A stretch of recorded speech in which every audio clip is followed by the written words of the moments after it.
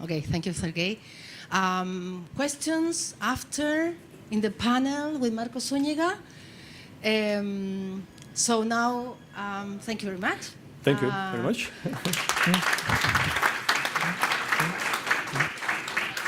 Bueno, de alguna manera, tal vez nos sumergimos muy profundamente en los Bitcoin y todas esas cosas. Es que les viene el lado financiero. El blockchain aplica a muchas posibilidades y él les viene el lado financiero.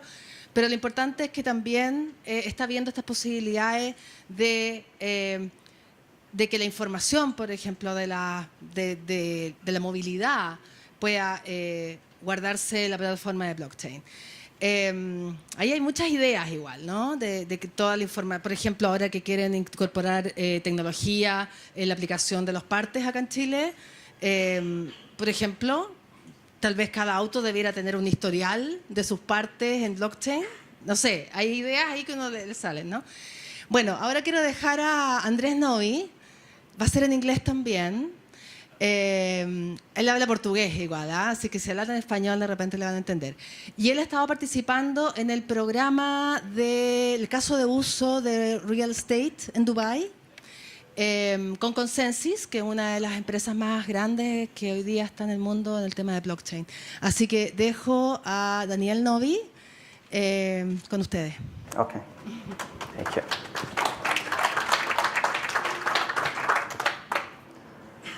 So, first of all, I would like to apologize myself because I don't speak Spanish. And that's a shame because I came from Brazil. I'm surrounded by Spanish-speaking countries. And I don't speak Spanish, but that's something that I'm working on. So, my name is Daniel Novy. I have more than 20 years experience in the IT sector. Is it what? I have a bachelor degree in computer science. I have an MBA in financial markets. And since 2005, I've been an entrepreneur in Brazil, where I created 3 companies. The last company was a crypto exchange that I found on 2013. And it was the first exchange in Brazil, crypto exchange in Brazil, that was able to trade more than 10 cryptocurrencies. And they were able to trade Bitcoin and trade other currencies using Bitcoin or using fiat currency. So, but then I was happy running my exchange, but then I met this guy in 2015, which is Joseph Lubin.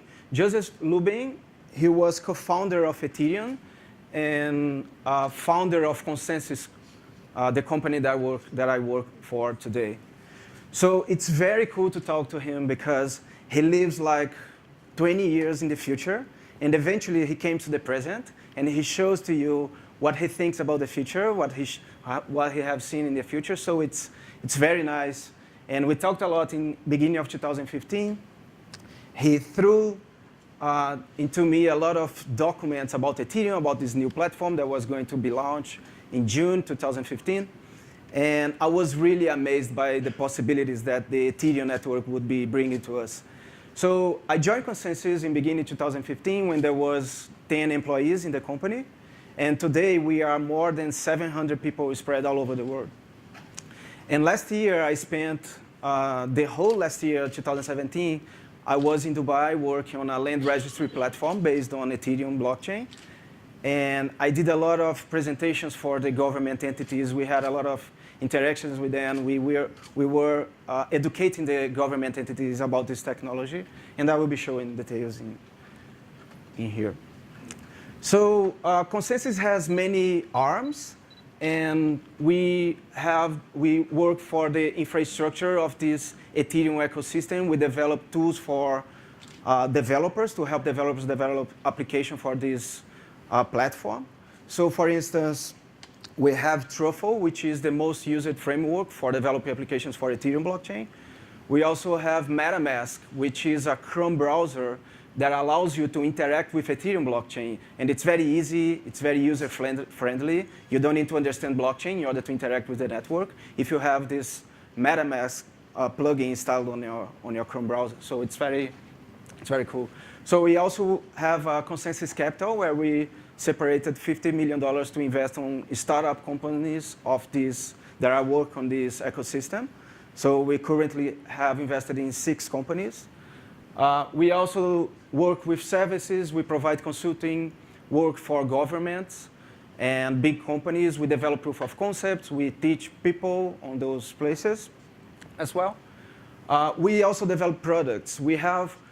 Today we have internally in Consensys more than 70 products being developed. And the idea is that in future, those products will spin off from the company and will be a new company.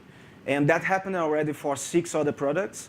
And we still have like 70 other products that probably will, if they are successful, of course, they will spin off from the company and be a new company. So it's a kind of a hub where you are spreading different companies, creating different companies for this ecosystem. So we also have the Consensys Academy. And Consensys Academy, it's a way we found to actually develop this ecosystem, to help develop this ecosystem. So we run this program for 3 or 4 months, teaching developers how to develop to this network. And after this program, there is a hackathon where people develop application, proof of concepts for different sectors And at the end of this program, we hire the best developers for our company. So it's very hard to find developers for blockchain. It's really hard. So that was a way to solve this problem. We teach them, and then we hire the best ones. So just some of the products that we have. I will not get into details on this, but it's interesting to note the flag of Brazil. And that's just to say that also in Brazil, we developed a lot of things with the government already. So the most famous thing was an identity solution using Ethereum blockchain that we developed together with the Ministry of Planning and Microsoft in Brazil. So Brazil has like 10 different identities, right? And the idea was to unify everything in just one identity.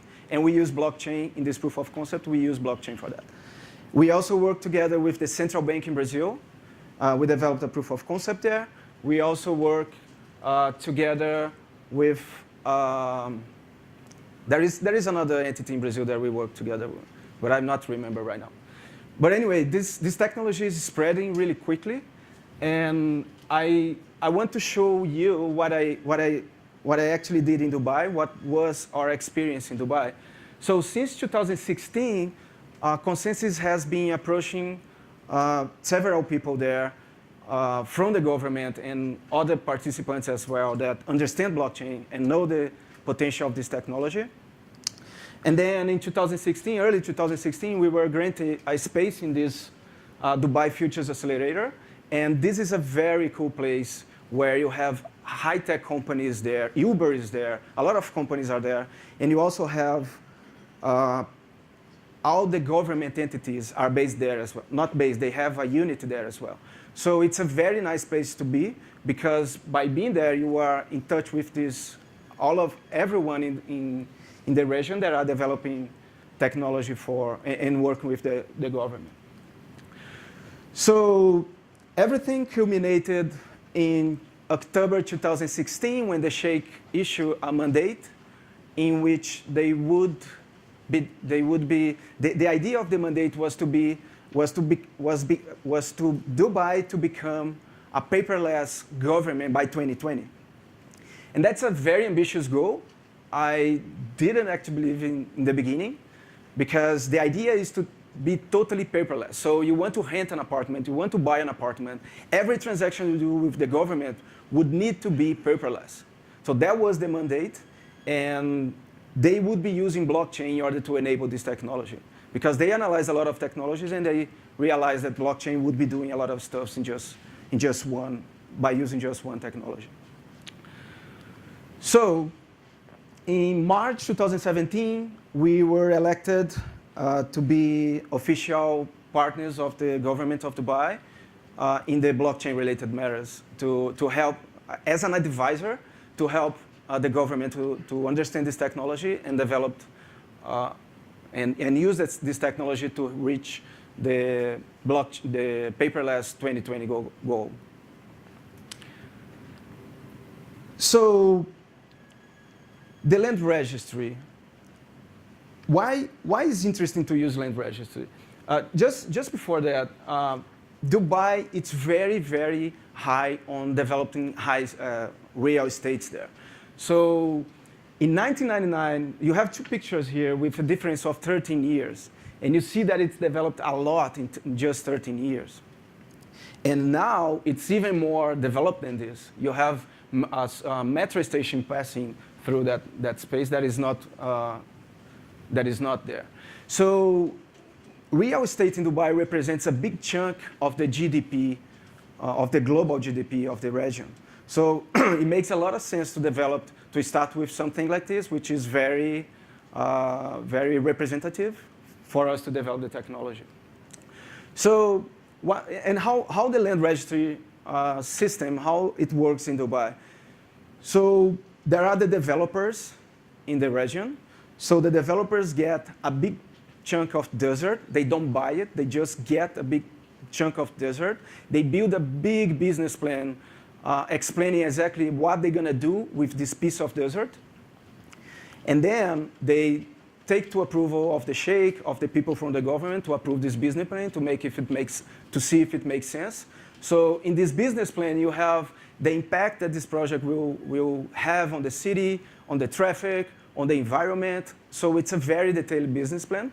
So if this business plan is approved, then this developer construct a master plan.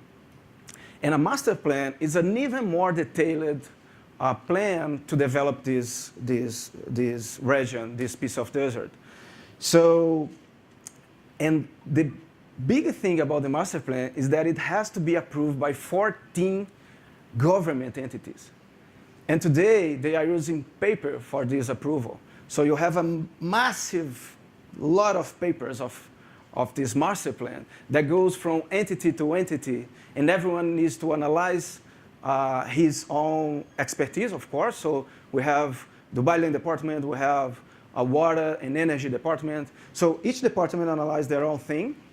And it's very common that when you just analyze everything, you approve that, there is another version there because someone identified a mistake, and there is another paper going on, and then you receive another paper, and you have to do all the analysis again. So of course, by using the technology, you can improve this a lot. That was the main idea. So from the master plan to the delivery, there is also some interesting things. So the most important point is that the developer is allowed to sell the property already. So there is houses, apartments, they already are allowed to sell those units.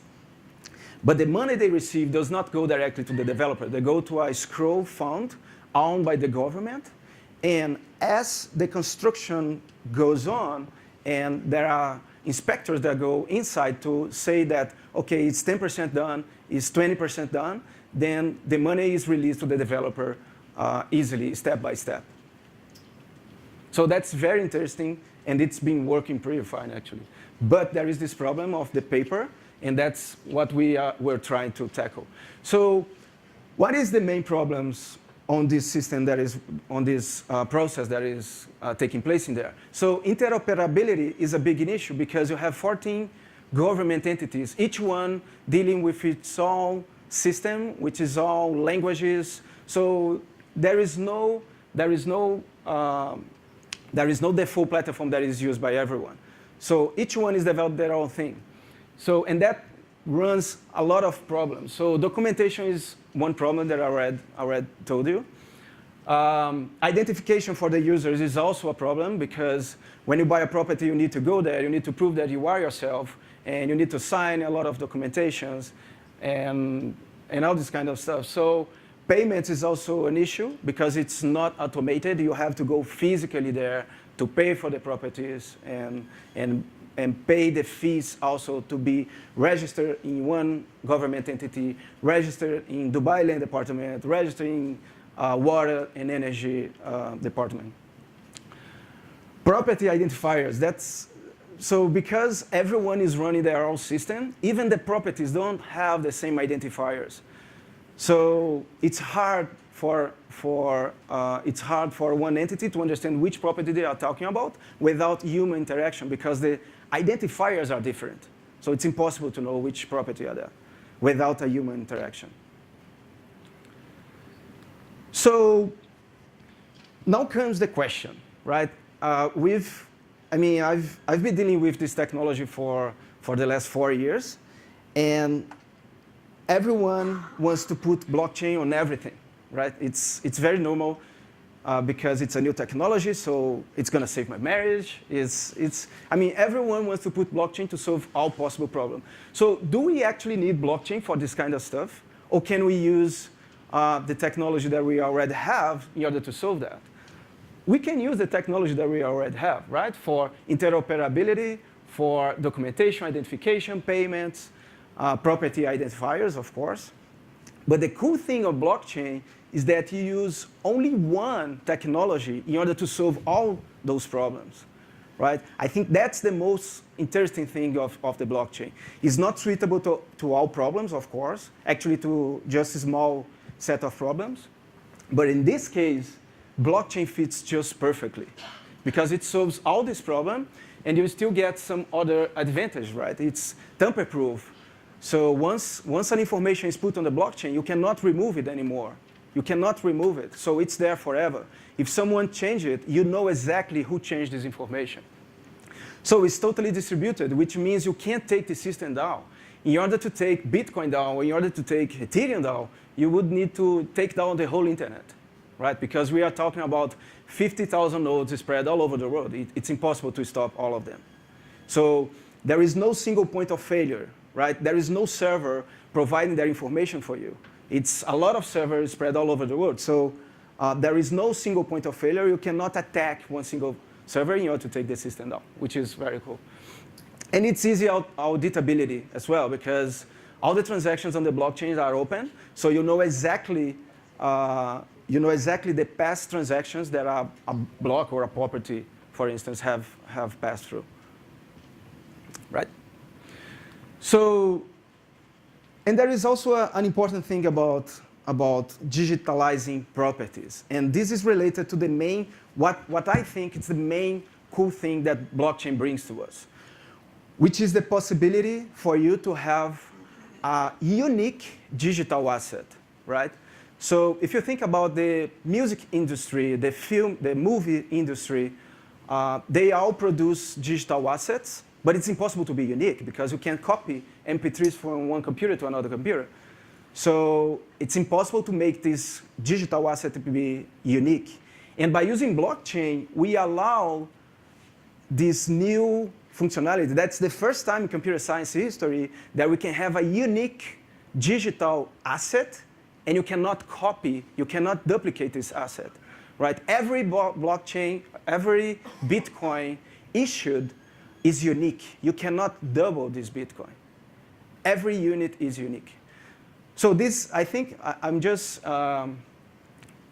think this is the most important thing of the blockchain. If you don't take anything from this presentation, take this. The way for you to have a unique digital, totally digital asset. And by having a property digitalized and being unique, of course, you can trade it, you can make transactions, you can rent a place, you can buy a place without needing to be there and to make the transaction in person. So we developed this proof of concept by the end of 2016, and then we were the developer company that we worked for, they liked very much the proof of concept, and now we are developing the full application, the full land registry platform. And these are just some screens that I have. So in the lower part, you'll see a lot of people that are digitally signing this master plan. This is a master plan that is being shown. So below you see a lot of government entities that needed to sign this master plan. So this is another screen where we show the phases, the development of the project. So let me see which screen is that one. So here we are showing that it's the plot registration. So this is after the master plan is approved. You have a lot of a lot of properties now that you have to register, that before was using paper, but now we are digitalizing all this process for registering properties. And everything is done by this application, by using this application. So here also we have the screen for whoever is buying a property. So whoever is buying a property, he can follow exactly how is the process of construction is being done. And also you have the percentage of the construction that is done. You have information about the escrow account that is held by the government. And all this escrow account, this is not currently implemented, but also the escrow account can be represented in a smart contract on the Ethereum blockchain, and you can make automatic releases of the fund to the developer as the inspector approves that the construction is really going well. So just some final remarks. There is an interesting thing that happened, and we were in this big table, talked to a lot of Arabs from the government, and my main issue was, I'm a technical person, I'm a developer, so my main issue was that they have a law to approve digital signatures, and this law was issued in 2008, but it does not support digital signatures on blockchain, right? Because it's the traditional form of digital signatures. So we were in this table talking to everyone, and then I was explaining that the law didn't comply with this digital signature on blockchain. And then this guy, he said, okay, is this your only problem? Yes, okay, consider it done. By the end of the year, I will change this law and everything is fine. So just to show that there is a big will of the government to make things happen. I'm not saying that this is the correct way. Particularly, I think I prefer the democracy. But anyway, it's just some easy show that how the region has developed that strong, and that could be one of the reasons. It's over? Yeah, finish on. So first phase of this project, we will be ready for production. We'll be ready in 1 month, which is cool. And also we were now elected the official advisor for the government of India, and we will be implemented land registry platform in 3 states of India as well. I'm going there in 1 month in order to start this project there. And I would like 3 more minutes just to speak about this, because I've seen there is a lot of concerns in Chile currently about banks closing exchange accounts. And we saw this very badly because there is no blockchain without a currency, right? And why is that? Because blockchain works from the crypto economics, and it works by incentivize people to behave correctly and disincentivize people to behave wrongly. So that's the crypto economic thing about blockchain. And if there isn't a cryptocurrency, there is no blockchain. If someone sells to you a blockchain with no cryptocurrency, that's wrong. That's not a blockchain. Because without a cryptocurrency, which you use to reward the good participants of the blockchain, without a cryptocurrency, there is no blockchain. And the crypto exchanges are the link between this weird world of blockchain and our real world. So I would just like to point out this thing. It's very important. It seems we are now here in Chile in the phase of denying the technology, but hopefully we will pass through this, and we will get to the 3rd phase of new technology adoption, which is the acceptance phase. Right? Yeah, that's all I have. Thank you, Daniel.